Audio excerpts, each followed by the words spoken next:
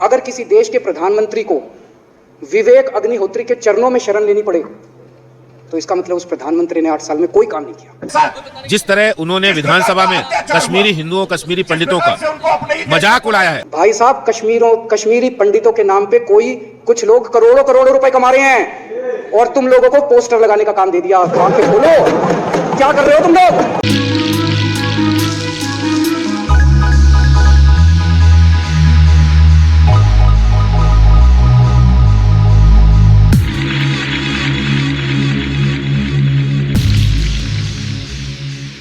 दोस्तों आदाब, मैं आपका मेजबान अली आदिल खान और आप देख रहे हैं टाइम्स ऑफ पीडिया चैनल। यूनान और मिस्र रोमा सब मिट गए जहां से, बाकी रहा है अब तक नामो निशान हमारा।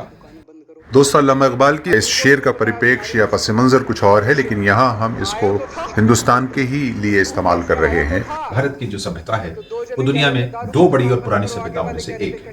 जैसे मेसोपोटामिया दुनिया की सबसे पहली तहजीब है, उसके बाद फिर हड़प्पा सभ्यता हमारी दूसरी तहजीब। भारतवर्ष की तारीख बहुत पुरानी है, लेकिन इस भारत की सरजमीन और भारत के आसमान में बहुत सारे दौर देखे हैं, बड़े नशेब व फराज देखे हैं, और पता नहीं कितने लोग, कितने बादशाह, कितने जल्लाद इस हिंदुस्तान के ऊपर हुकूमत करके चले गए। आज इस स्तर पे है जहां इसको हिटलरी दौर कहा जा रहा है।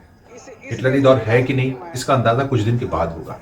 अगर हम हिंदुस्तान की तहजीब की बात करें तो यकीनी तौर पर वो हिंदुस्तान अब हिंदुस्तान नहीं है जिसके लिए ये पूरी दुनिया में मशहूर है। लेकिन ये जरूर है कि दुनिया में सबसे ज्यादा मज़ाहिब और तहजीबों का अगर कोई मुल्क है तो वो हिंदुस्तान है। अच्छा, भारतवर्ष इसके लिए पूरी दुनिया में मशहूर भी है। जो हमारी पहचान है उसको मिटाने की कोशिश हो रही है। अब एक अलग से तहजीब लाने की कोशिश हो रही है। देखना ये होगा दोस्तों यहाँ इस पहलू में कि क्या जो अब जिस तहजीब का तसव्वुर किया जा रहा है कुछ संस्थाओं और वर्तमान सरकार की तरफ से, क्या वो मुल्क के लिए बेहतर है। अगर हम तारीख का मुताला करते हैं तो हमें ये पता चलता है कि जो तहजीबें कट्टरवाद पर, उन्मादवाद पर या फिर रेडिकलाइज्ड आइडियोलॉजीज और नज़रियात होते हैं, उनके नतीजे अच्छे निकल कर नहीं आए हैं। चाहे हम पड़ोस के ममालिक को देखें तो वहाँ के नतीजे अच्छे नहीं निकले। सवाल यह है कि लकुम दीनुकुम वलियदीन वाली जो पॉलिसी है, आपका दीन आपके साथ, हमारा दीन हमारे साथ, आओ हम सब मिलकर अपने अपने दीन पर चलें और मुल्क की तरक्की में मेहनत करें, आपस का सद्भाव बनाएं। क्योंकि तहजीबों का जो इश्तराक होता है या तहजीबों का जो मिलन होता है, वो हमें लगता है कि मुल्क की तरक्की में एक रोल अदा करता है। जितनी ज़्यादा तहजीबें होंगी उतने ज़्यादा कल्चर होंगे, उतनी ज़्यादा बिजनेस होगी, उतना ही ज़्यादा इंफ्रास्ट्रक्चर होगा। तहजीबों के साथ इंफ्रास्ट्रक्चर जुड़ा होता है। एक तहजीब, एक रंग का खाना, एक रंग का कपड़ा, एक रंग का लिबास, एक रंग की शहर, एक रंग की फुलवारी जमती नहीं है। तो हमारे मुल्क की पहचान ही यह है कि ये बहुत से फूलों और खुशबुओं का एक गुलदस्ता है। लेकिन ये कुछ लोगों को रास नहीं आ रहा है और कुछ पार्टीज़ को नफरत रास आ रही है, कुछ पार्टीज़ को डिवाइड एंड रूल रास आ रहा है और आ रहा है। पिछले हम देख रहे हैं 10, 12, 15 वर्षों से, और थोड़ा ज़्यादा लगा लें उसको, अगर हम 90 के दशक से लगा लें, तो कुछ लोगों को ये नफरत की सियासत, डिवाइड एंड रूल की सियासत रास आ गई है। तो क्या देखना यह है कि पार्टीज़ को जो सियासत रास आई है, क्या देश के लिए भी वो रास आएगी? और इस पर हमें लगता है बात होनी चाहिए, हो रही है, लेकिन इस पहलू पर बहुत संजीदा लोग बात नहीं कर रहे। जो पॉलिसी मेकर्स होते हैं, जिनका से होता है, वो इस पर बात नहीं कर रहे हैं। इस नहज पर, जिस दिशा में ले जाया जा रहा है, उसके जो कॉन्सिक्वेंसेस हैं या उसके जो नताइज हैं, वो खतरनाक हो सकते हैं।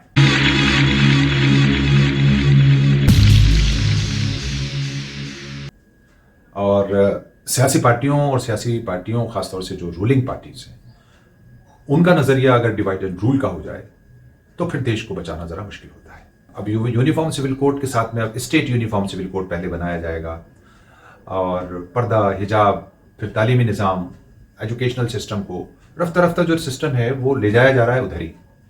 अगर ओवरऑल देखें तो जो पॉलिसीज बन रही हैं उसका जो डायरेक्शन है वो यूनिफॉर्म सिविल कोड की तरफ ही है।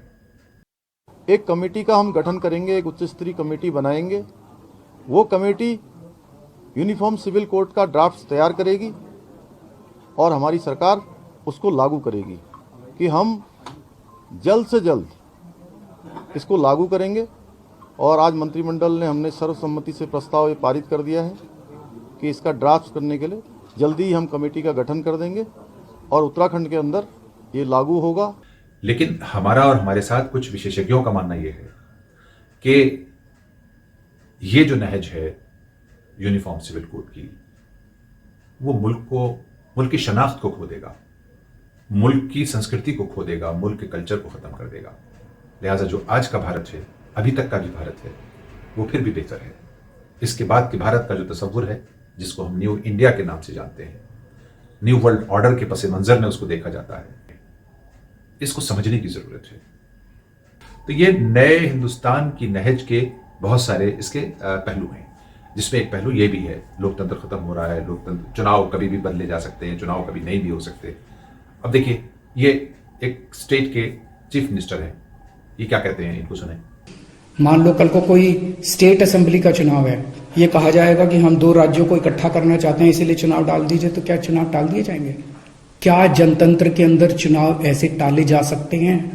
ये बहुत बड़ा प्रश्न है। ऐसे संस्थाएं कैसे चलेंगी?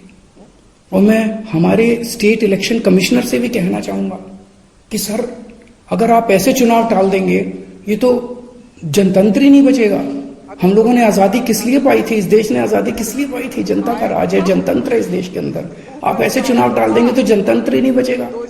मुझे नहीं पता आपके ऊपर क्या प्रेशर डाला जा रहा है, मुझे नहीं पता आपको क्या धमकी दी जा रही है या क्या लालच दिया जा रहा है, लेकिन सर, जो भी आपको धमकी दी जा रही है, जो भी आपको लालच दिया जा रहा है, बाहर आके बता दीजिए देश को, सारी जनता को बता दीजिए, देश आपके साथ खड़ा होगा। इनका जो विपक्ष है वो क्या कहता है, इसको भी सुने। जिस तरह उन्होंने विधानसभा में कश्मीरी हिंदुओं, कश्मीरी पंडितों का मजाक उड़ाया है, देखिए, वो केजरीवाल जिस रूप में है, वो एक भेड़िया की खाल पहने, भेड़िया के रूप में वो एक ऐसी खाल पहने हुए है जो इंसानियत का चोला पहनने का नाटक कर रहे हैं। और ये आज उन्होंने जाहिर कर दिया विधानसभा में, जो रावण की हंसी केजरीवाल ने हंसी है, इसका जवाब इस देश और दिल्ली का हिंदू समाज उनको समय आने पर जरूर देगा। ये एक छोटा सा आपके सामने तस्वीर है पक्ष और विपक्ष की। तो अब मुल्क के स्टेट्स के चीफ मिनिस्टर्स को खतरा हो चला है इस बात का कि अब हमारा मुल्क लोकतांत्रिक देश नहीं रहेगा। जब लोकतांत्रिक देश नहीं होगा तो क्या होगा? जाहिर है उसके बाद तो फिर वो सदारती निज़ाम चलता है, प्रेसिडेंशियल रूल चलता है, डिक्टेटरशिप चलती है। डिक्टेटरशिप इससे पहले थी, उसी डिक्टेटरशिप को खत्म करके ये लोकतंत्र लाया गया था, गणतंत्र आया था, जनतंत्र आया था, जिसको हम हर साल हर वर्ष मनाते हैं। उसका तो हम अब अमृत महोत्सव मना रहे।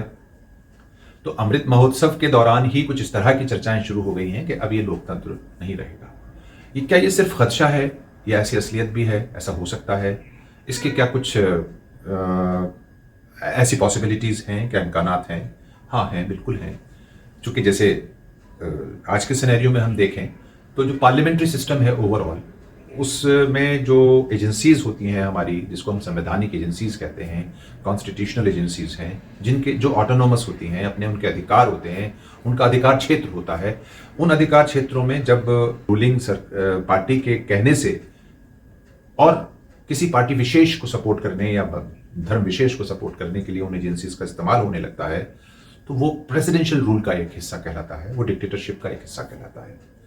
तो आज के सिनेरियो में जितनी हमारी संवैधानिक एजेंसीज हैं, कॉन्स्टिट्यूशनल एजेंसीज हैं, उनका इस्तेमाल ये कहा जा रहा है कि ये किसी एक पार्टी के लीडर के कहने से ऐसा हो रहा है। उनका ऑटोनोमस, उनकी जो अपनी ऑटोनॉमी है, उनका जो अपनी खुद मुख्तारी है, गोया उसको कहते हैं, वो खत्म हो गई है। ऐसे में देखना ये होगा कि देश जिस दिशा में जा रहा है, तो क्या ये देश के लिए बेहतर होगा? इस पर हमें आपका कमेंट चाहिए, अपने दर्शकों का कमेंट चाहिए। आप देश को जिस तरफ जाता देख रहे हैं, क्या संतुष्ट हैं? आपको क्या इस बात का इत्मीनान है कि देश सही डायरेक्शन में जा रहा है?